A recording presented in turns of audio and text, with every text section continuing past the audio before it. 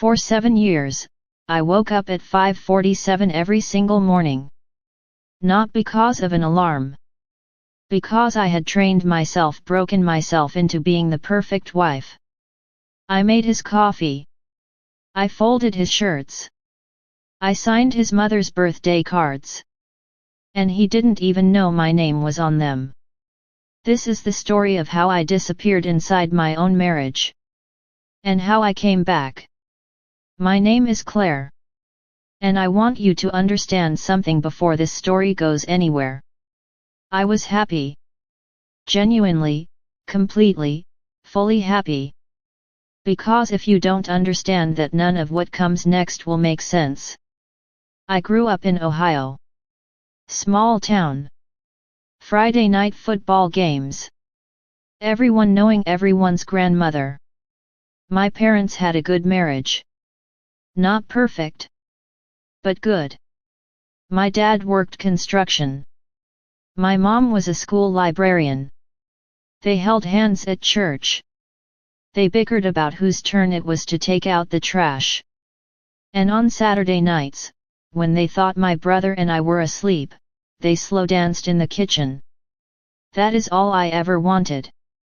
I met Daniel at Ohio State. He was tall, funny, charming in that effortless way where he walked into a room and everyone just gravitated toward him. We dated 2 years. He proposed on my 24th birthday at a rooftop restaurant in Columbus. I cried. His mom cried. My dad, who never cries, got suspiciously misty in the photos. We got married in June. White roses. String lights. 200 people. And I was so happy.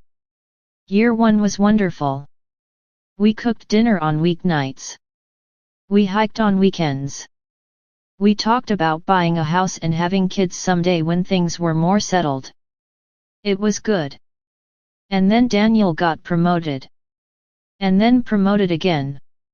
And his firm landed a massive tech account in San Francisco, and suddenly he was flying to California and appearing in industry podcasts and getting mentioned in trade publications.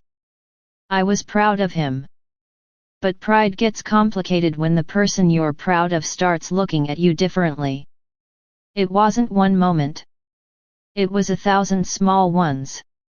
The way he started putting his phone face down every time he set it on a surface. The way he stopped asking about my day. The way he'd come home late, say work was crazy, and go straight to the shower before I could even reach him. The way he looked at me sometimes. Not with hate. Not even with coldness. With absence. Like I was furniture. Like I was part of the background of his life, not the center of it. I told myself I was overthinking. I kept making his coffee. Folding his shirts. Signing his mother's birthday cards. And I kept getting smaller. And smaller. And smaller.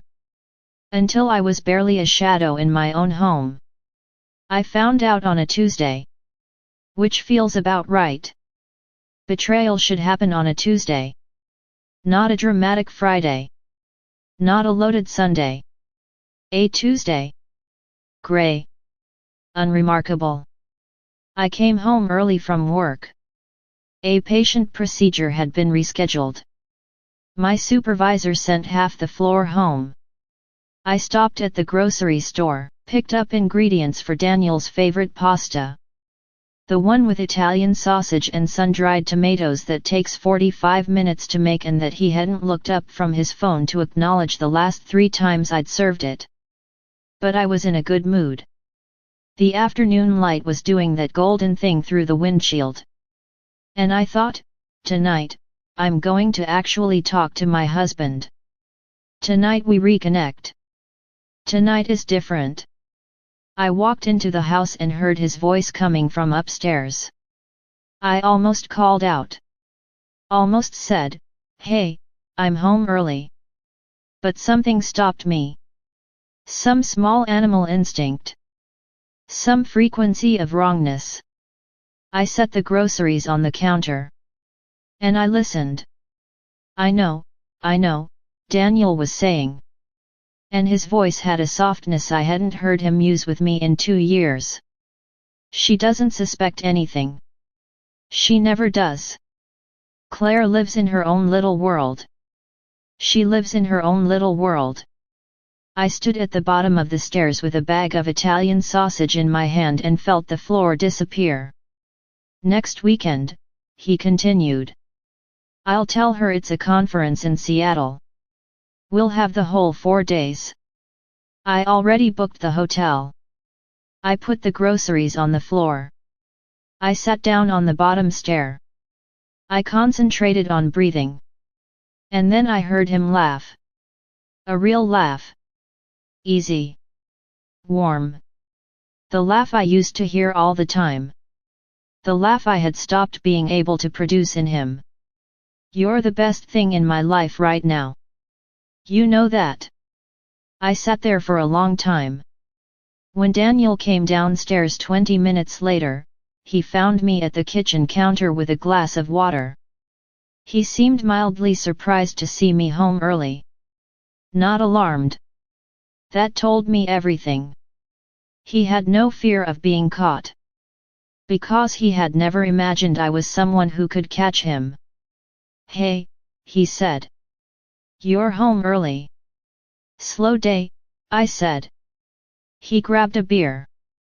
Sat across from me. Started scrolling his phone within 30 seconds. I looked at him for a long moment.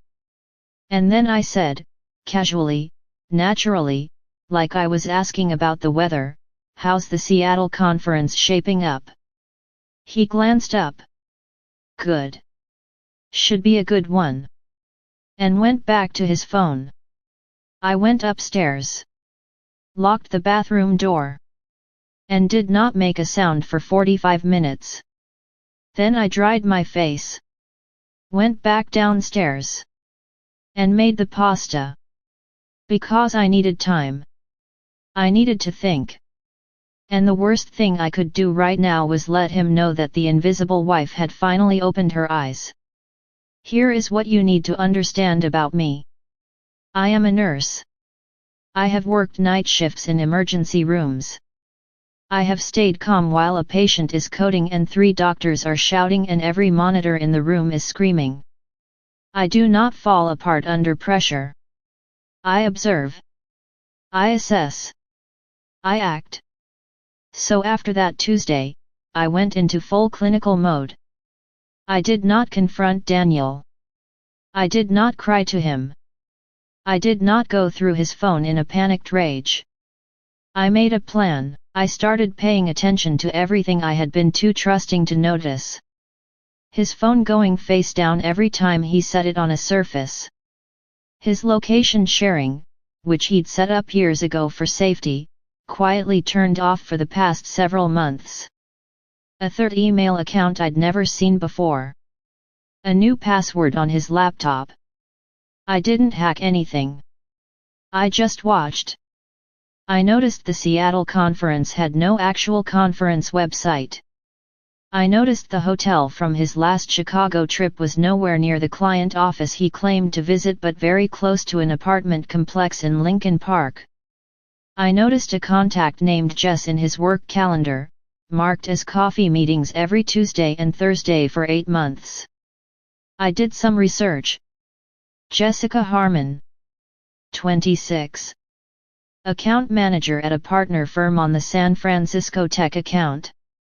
Instagram public, carefully curated. And in one photo a lake house I recognized. Because it was my in-laws' lake house. The one Daniel had taken me to for our 5th anniversary. I stared at that photo for a long time. And then I called my college roommate Mara, who is now a family law attorney in Cleveland. Mara, I said. I need to know exactly what my rights are before I do a single thing. Mara told me 3 things. 1. Document everything. 2. Do not move money, do not tip your hand. 3. don't confront him until you are completely, legally, financially protected. How long? I asked. 8 weeks, she said. Then you control everything.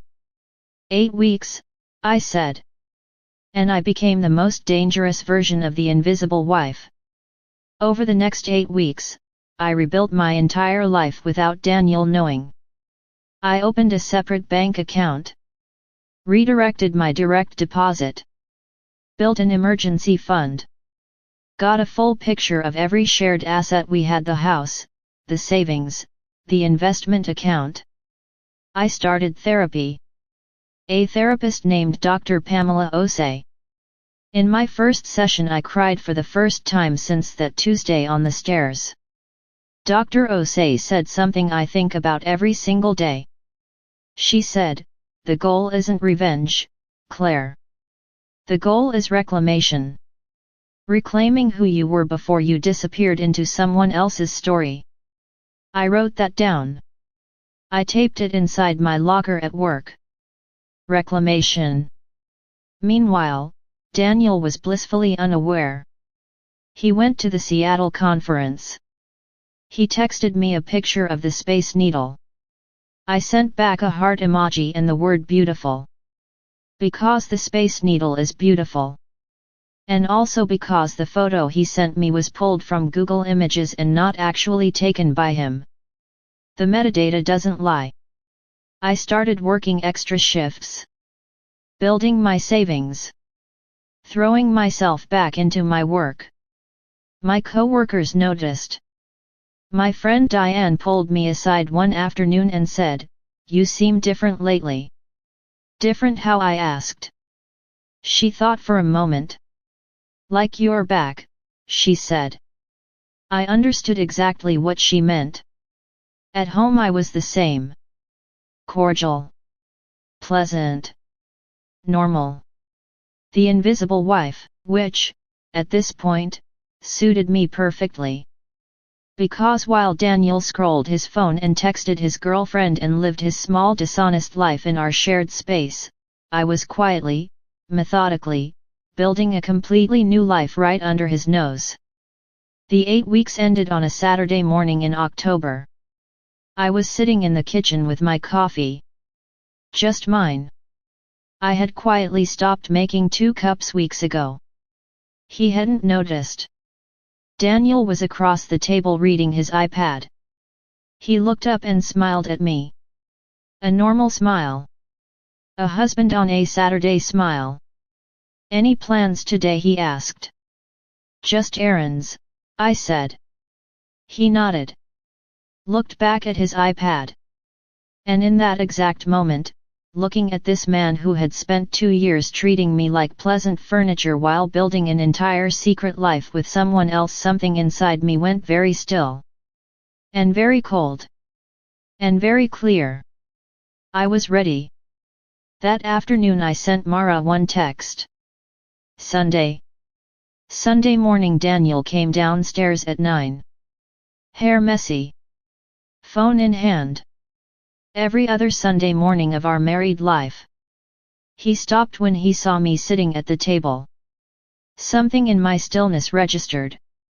"Morning," he said carefully. "Sit down, Daniel," I said. He sat.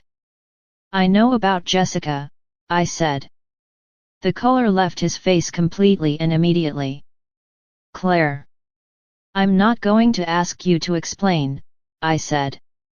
"I'm not interested in your explanation. I know how long it's been. I know about the lake house. I know about the hotel in Lincoln Park. I know about the fake conference in Seattle. I've been talking to Mara." His jaw tightened when I said her name. He knew what that meant. "This doesn't have to be ugly," I said. "I don't want it to be ugly. I have no interest in destroying your career or your reputation. What I want is a fair settlement.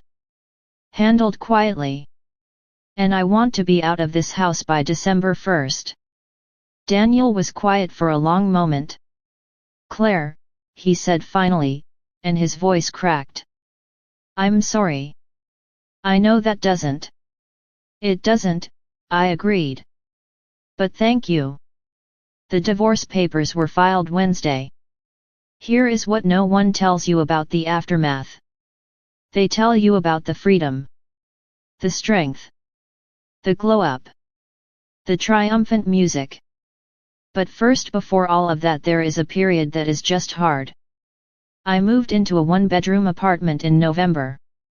It was small and quiet in a way our house hadn't been. And sometimes I would wake up at 3 in the morning and just lie there in the dark, absorbing the fact that this was my life now. I grieved. I want to be honest about that. I grieved the marriage I thought I had. The future I had imagined. Even the small stupid things, having someone to watch TV with, the smell of that house on Sunday mornings, the comfort of being known by someone, even imperfectly. I went to therapy every week. I called Mara and Diane more times than I can count.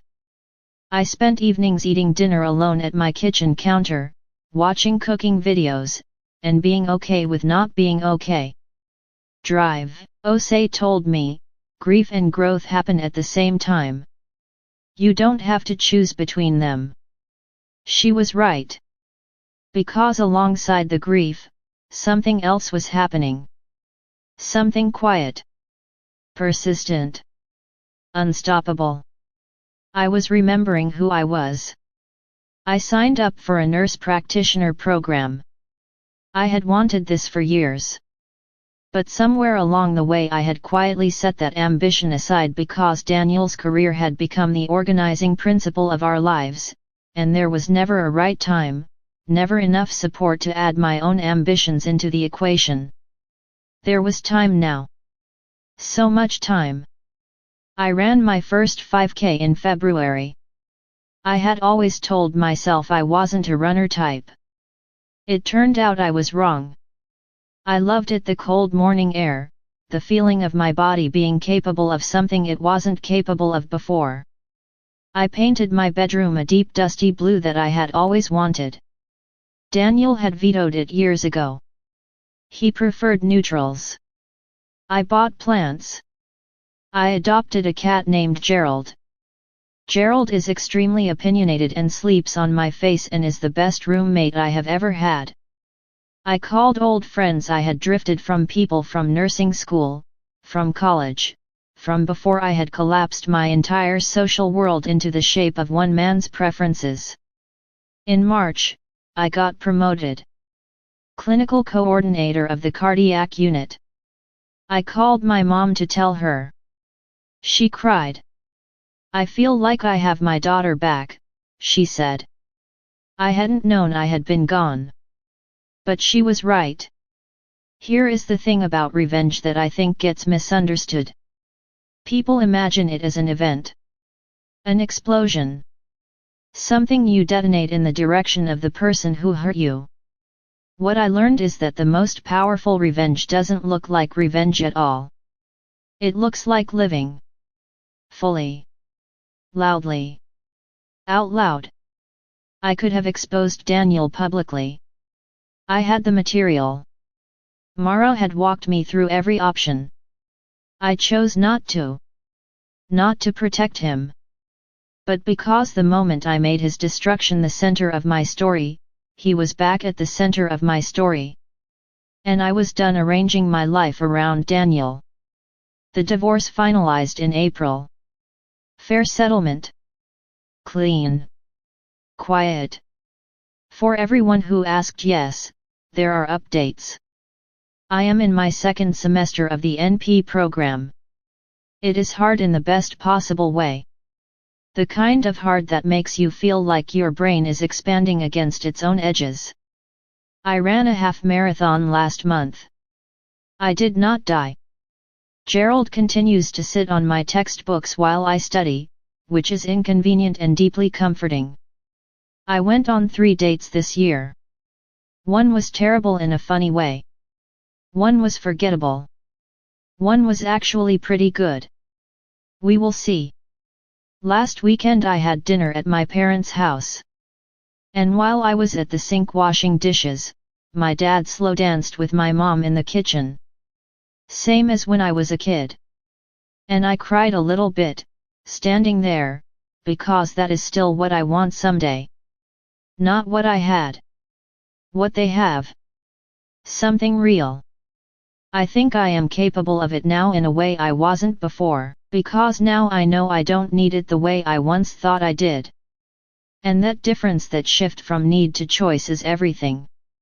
I want to say one thing. Directly. To whoever is listening to this. If you are reading this at midnight in your car, or in a bathroom with the door locked, or lying in bed next to someone who has already left the marriage without telling you, you are not invisible. You have been made to feel invisible. Those are two completely different things. The life you want, the one where you are fully, loudly, unapologetically present, it is on the other side of the hardest decision you will ever make. And yes, it requires you to blow something up. Something you built. Something you believed in. Something you loved. But you will be okay. More than okay.